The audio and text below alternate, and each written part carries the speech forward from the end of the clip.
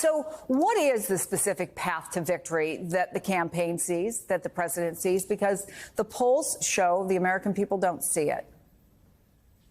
Yeah, Chris, thank you so much for having me. Look, the path to victory is the same path that we've been following the entire time. It's first and foremost through the blue wall, Michigan, Pennsylvania, Wisconsin, where we are polling neck and neck with Donald Trump.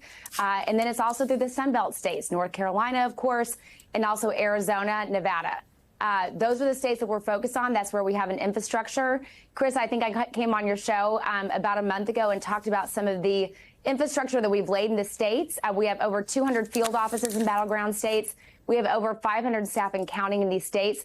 And the bottom line is, Chris, we've been building the infrastructure early on, far before Donald Trump has built any infrastructure, which basically he doesn't have any, so that when we are going through challenging times, when the polls do tighten, we have the infrastructure and the structure in place on this campaign to move us forward, to get us through these tough times, and to make sure that we have the ability to communicate voters directly where they are. Well, at least the national polls are dead even, at least some of the most recent ones. So they can't get any tighter, right, than dead even.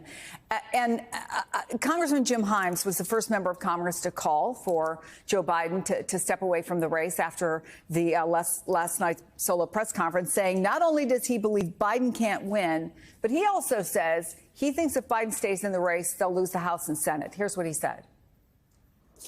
I've done a lot of political campaigns, Alex, and the one attribute of almost every single losing campaign, and I've seen hundreds of them, is that right up until the moment that the numbers are in and you've lost, you believe that you will win. And then when NBC talked to 9 members in tough races, only one said clearly they want Joe Biden to campaign for them. Are your internal polls showing something different than a lot of these folks think? Yeah, Chris, our internal polls are showing that this race is very, very tight. I mean, after the debate, which President Biden made it very clear was certainly far from being his best night, we actually saw some independents move toward us. We are still seeing this race largely unchanged over the last 2 weeks. And a number of polls have come out, I think 10 so far, that shows this race within the margin of error. So it's been largely unchanged. But look, a couple of things. Chris, I want to take a step back and make it very clear. President Biden respects the thoughts and opinions of members of Congress. He understands where they're coming from. He understands where their anxiety is. Their anxiety is the same anxiety that we have, which is we cannot let Donald Trump set one foot back in that White House. There's too much at stake. Project 2025, that agenda that has Trump's fingerprints all over it, makes it very clear that he would do things like get rid of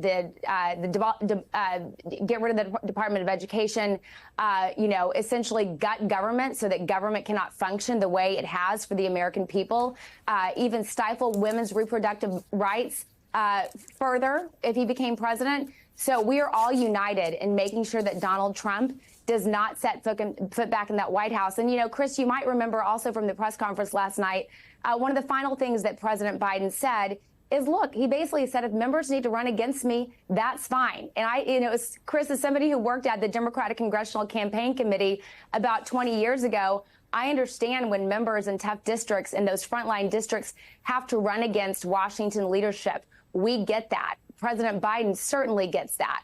But he also understands that he is the best president to take on Donald Trump. He is the best candidate. He beat him in 2020. He's going to beat him in 2024. We always knew, Chris, this was going to be a close race. We are living in a very divided country. It was close in 2016. Unfortunately, Hillary Clinton lost.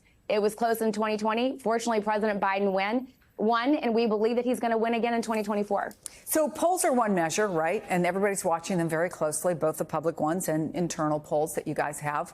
The other is money. And the president said last night, we're doing well fundraising. That's his quote. We're doing well. Now the New York Times is reporting, we don't have this independently at NBC, but the Times reports that major Democratic donors have told the largest pro-Biden super PAC, Future Forward, that roughly $90 million in pledged donations is now on hold if President Biden stays at the top of the ticket. Can the campaign take that kind of hit when, as you point out, the polls show a deadlocked race and this is going to go very, very, very tough from now until November? Yeah, look, first of all, Chris, we've had a very strong fundraising cycle so far. We outraised Donald Trump in June.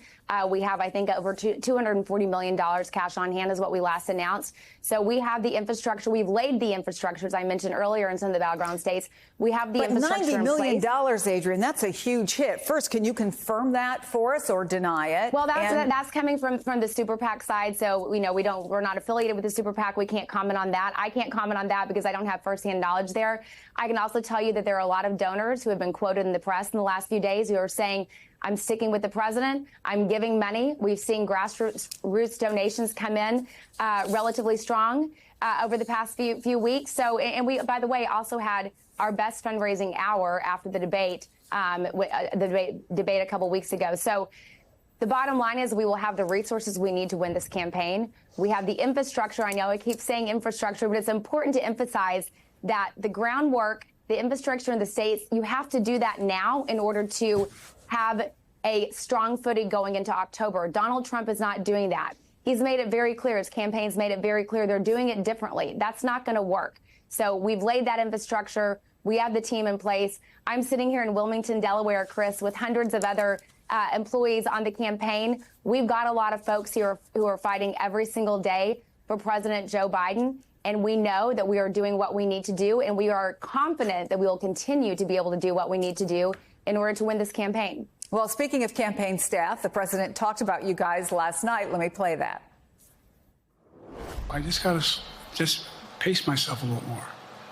Pace myself. And the next debate, I'm not going to be traveling into 15 time zones a week before. Anyway, that's what it was about. That's what it was about. And by the way, even with that, I love my staff, but they add things all the time. At the very end, I'm catching hell from my wife. There are a few write-ups I saw that said Joe Biden just threw his campaign staff under the bus. But look, are you guys making adjustments given what happened at the last debate, given that you've got, 60 days till the next debate? And assuming he is still in the race, it's going to be incredibly consequential.